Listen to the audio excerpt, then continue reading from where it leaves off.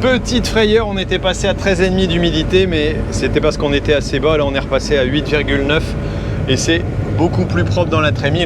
Est-ce qu'on va atteindre les 40 quintaux pendant que je fais mon petit traitement pomme de terre fongicide, voilà, avant les pluies, et de ne pas risquer d'avoir du mildiou parce que c'est une sacrée saloperie dans les pommes de terre. 660 dans sa remorque, 12 tonnes dans la nôtre, ça fait 31 quintaux. Bah franchement je suis déçu.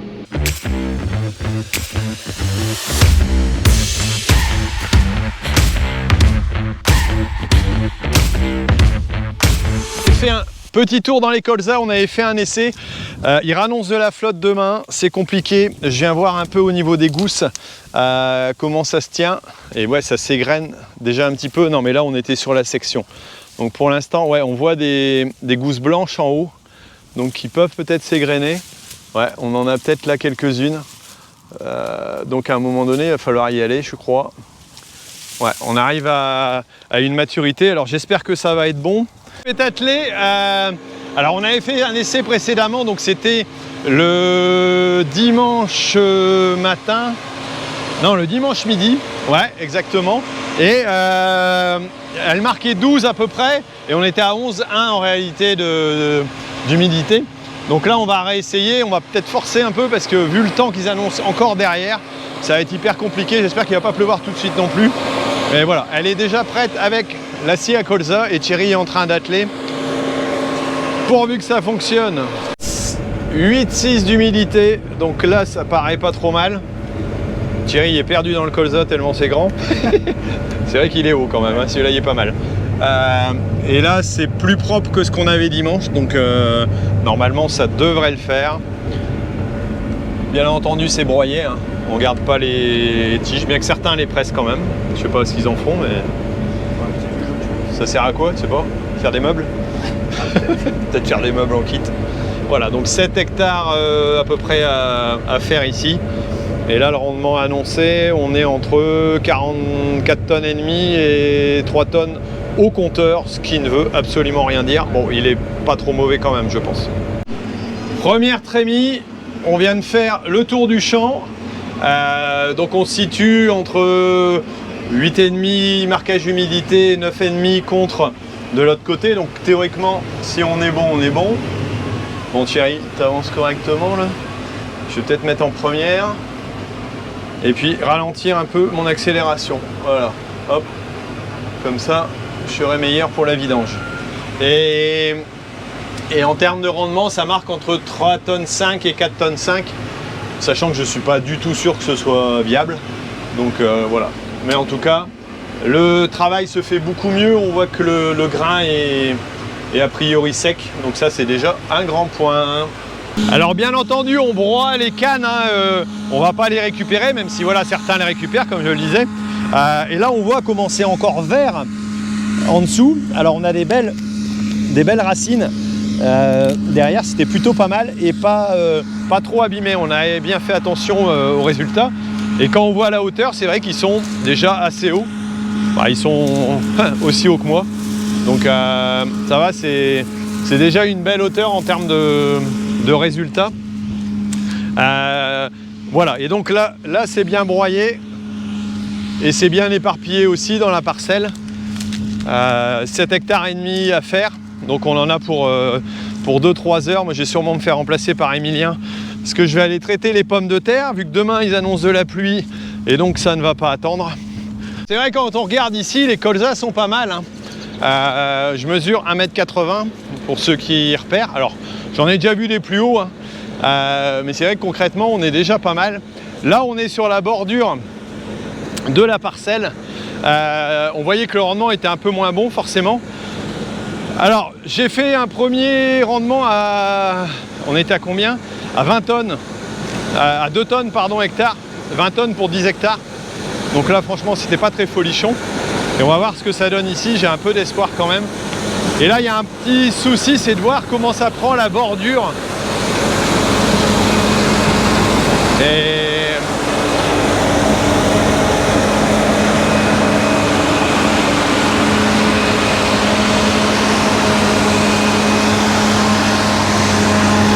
le passage de traitement plus précisément. Bon là ça a l'air de bien ramasser quand même s'il en reste un peu. Le passage de traitement a couché. Ouais, il a couché le colza et ça c'est pas terrible. Et il faut arriver à le reprendre dans l'autre sens, dans l'idéal. Bon allez, on va refaire un tour dans la machine, regarder ce qui se passe.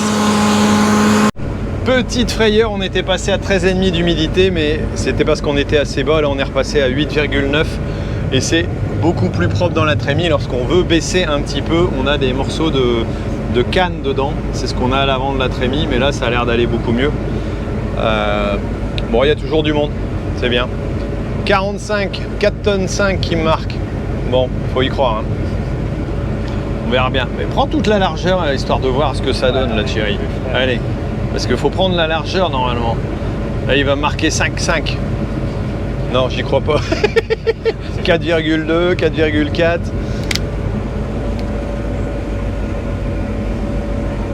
Je voudrais monter à 5. Non, t'y arrives pas. Hein. Bon, tant pis.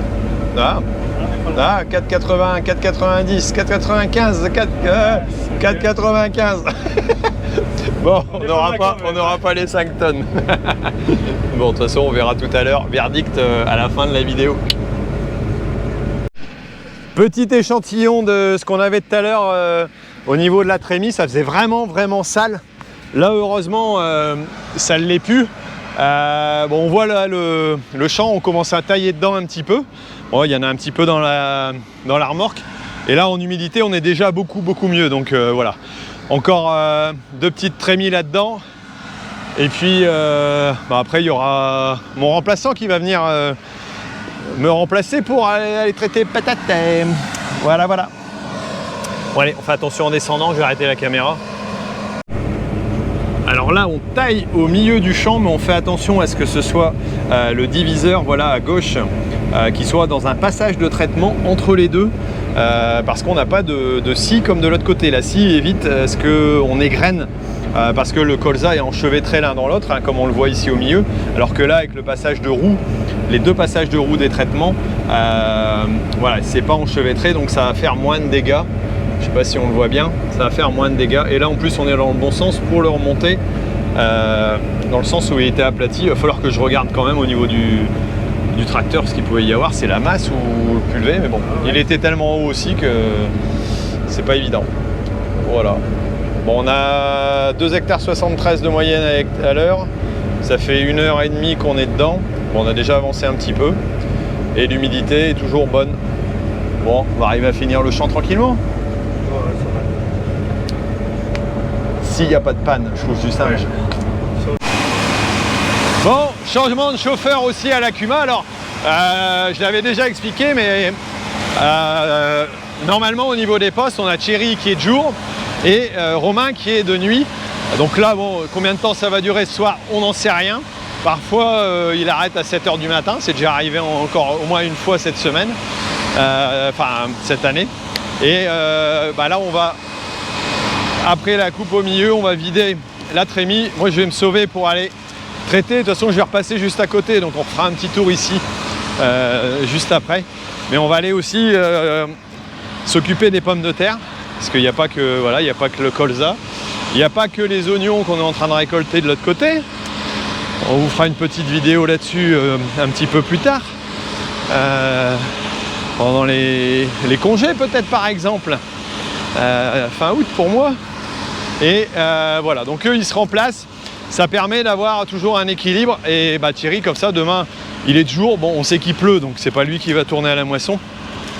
Mais il pourra faire autre chose aussi. C'est un cycle et une organisation qu'on a choisi. Et c'est toujours, d'ailleurs, il y a des questions qui m'ont été posées là-dessus. C'est toujours des chauffeurs de Kuma qui conduisent. Pourquoi ? Parce que les bécanes, il faut les connaître, il faut savoir les maîtriser. Et on a fait ce choix-là depuis quelques temps. On a 2 chauffeurs, ils peuvent faire un roulement. Et donc on peut tourner H24 sans souci avec notre organisation sans qu'ils soient trop fatigués. Et les adhérents font autre chose, donc on a d'autres choses à faire. Il pourrait arriver qu'on tourne hein, si jamais c'était le besoin extrême, mais avec une machine et 5 salariés dans l'Akuma, on s'en sort normalement sans problème. Allez, dernière trémie pour cette benne.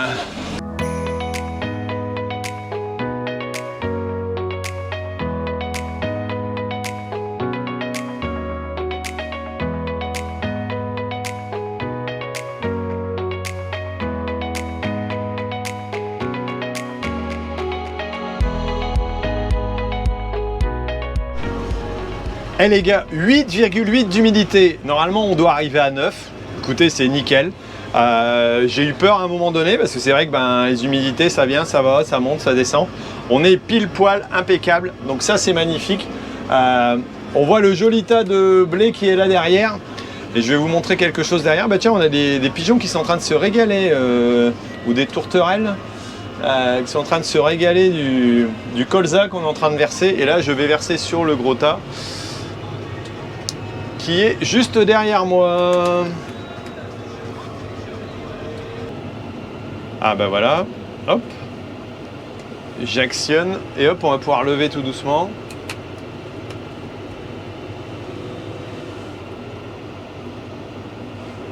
Ça tourne et ça lève. Et on n'a plus qu'à ouvrir les portes.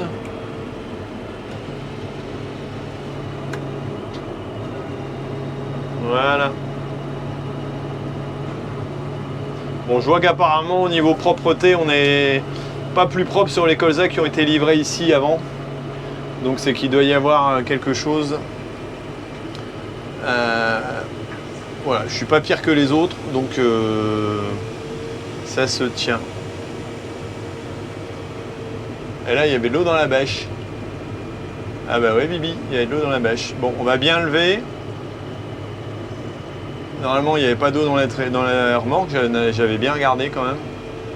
Allez, on secoue un petit peu, on va arrêter. Hop, un petit coup sur le côté.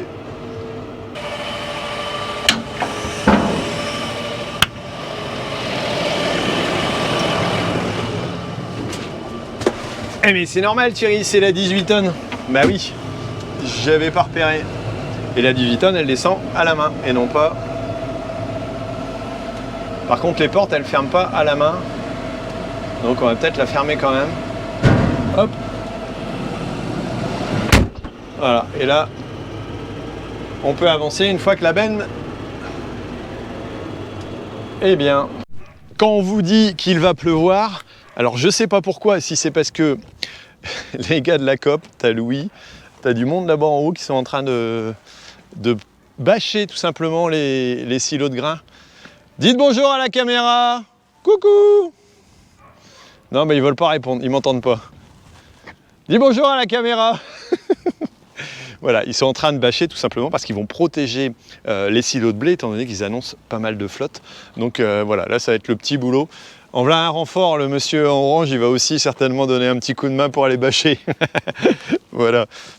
Pour que ce soit à l'abri, pour éviter qu'il y ait de l'eau. Alors parfois ça arrive qu'il puisse y avoir de l'eau, quand c'est un petit peu c'est pas trop gênant, mais là ils annoncent pas mal de flotte. Donc voilà, allez, on va aller récupérer, ils sont bons pour le poids. 18 tonnes 00. Mon petit sachet avec la réserve tout simplement qui permet d'avoir mon échantillon comme à la COP pour les contrôles. Et on n'a que 12 tonnes 980 pour l'instant dans la trémie. Je pensais qu'il y en aurait eu un peu plus dans la benne. Mais on verra pour le reste qu'il y a. Est-ce qu'on va atteindre les 40 quintaux? La suite dans le prochain épisode. Allez, on retourne à l'Acuma. On arrête ça et on va faire un petit traitement. Le pulvé est prêt.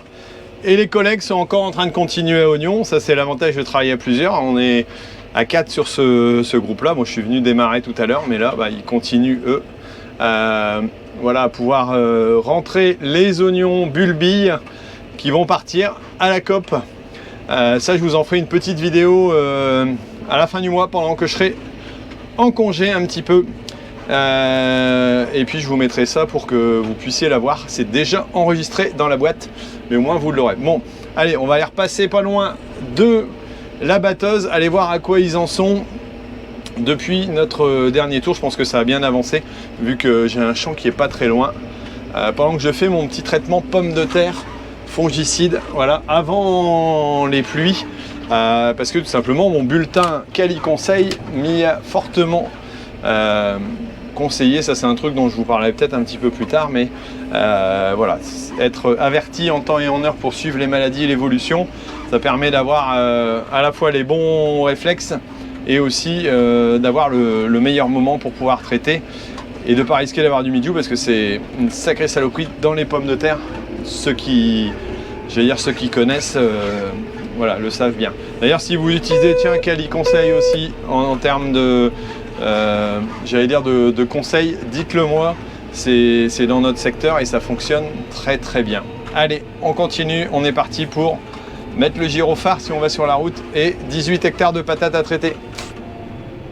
Bon, bah, il ne reste plus qu'un tout petit coin, voilà, à travailler. On va rentrer là dans le côté. Moi, je vais être embêté par un enrouleur dans mon champ. Et ça, c'est pas grave. Hop, voilà, il reste plus que le petit angle là à faire. Et après, on aura peut-être l'info de savoir combien ça fait en rendement avec les 2 tonnages. Mais j'ai peur que ce soit pas si terrible que ça. Voilà, bon allez, je vous tiens au courant. Moi je vais commencer à traiter mes petites pommes de terre. Pas les insulter, hein. Je vais pas leur dire qu'elles sont méchantes, qu'elles sont cons, tout ça. Non, je vais simplement les renforcer pour qu'elles évitent de choper une maladie. Parce que sinon, c'est pas bon pour elles, ça va pas faire des bonnes frites. Non, pas bonnes, les frites toutes molles, mildiou, ça fait de la pourriture, c'est pas bon. Ça y est, fin du battage. Thierry a fini, Emilien est parti à la COP, on va voir bientôt les résultats. Bon, ben, je viens d'appeler Emilien, 10 tonnes 660 dans sa remorque, 12 tonnes dans la nôtre, ça fait 31 quintaux. Bah franchement je suis déçu de chez déçu. Franchement, pourtant le colza il était pas mal, mais alors pas mal m'ont dit aussi qu'au moment de la floraison, bah, il y avait eu pas mal de flotte. Mais pourtant j'ai entendu parler de rendements quand même plus conséquents que ça. Donc ouais, je me demande. Culture toujours compliquée, hein, mais voilà, franchement là j'espérais mieux que ça. Et là ben ouais, c'est un peu décevant. Mais bon, c'est comme ça, c'est comme ça. Bon, moi je vais continuer mes petites patates et puis on va les repasser à la Cuma voir s'ils ont terminé les oignons, parce que ce serait une belle chose aussi d'avoir fini les colzas, d'avoir fini les oignons et d'avoir traité mes patates avant qu'il pleuve. Dépêchons-nous. Oh, mais on a le droit à quelques gouttes d'eau, ma parole. Et là-bas, ça s'assombrit un petit peu. Non, on voit encore l'antenne de Bouvigny. Alors nous, ça veut dire qu'il pleut pas encore trop. Il vaudrait mieux parce que le traitement, bah, si on veut qu'il soit efficace, il ne faut pas qu'il y ait trop d'eau tout de suite quand même. Là, je suis en train de rincer le pulvé et j'espère que ça va tenir encore un petit peu. Ouais, ça s'assombrit quand même. Hein. Bon, bah, ce qui devait arriver arriva. La pluie tombe. C'est un peu gênant pour les collègues qui ont encore... bon, moi j'ai encore un peu de blé, mais ils ont encore pas mal de culture à faire. Mais bon, faut y aller chose après chose. On a déjà réussi à rentrer les oignons. Tous les oignons bulbi sont rentrés. Il ne reste plus que quelques palox. Tout va être stocké comme il faut. Le colza est à l'abri aussi pour moi. Ça, c'est une belle chose. Et puis, les patates sont traitées. Bon, même si le dernier traitement, là, la dernière partie, ça fait un peu court, s'il pleut vraiment. Mais bon, voilà. Bah écoutez, on est comme ça en agriculture. On essaye d'avancer comme on peut. On fait parfois des horaires un peu plus gros. Et puis, bah, on dépend du temps. Donc, il faut rester, j'allais dire, cool par rapport à ça, malheureusement. Même si c'est parfois énervant. Et dans certains secteurs, ils ne sont pas beaucoup avancés. Bah écoutez, moi, je vous laisse. Mettez-moi un commentaire si vous voulez. N'oubliez pas de vous abonner si vous voulez voir d'autres vidéos. Et puis on se retrouve très bientôt pour d'autres aventures en agriculture. Allez, ciao!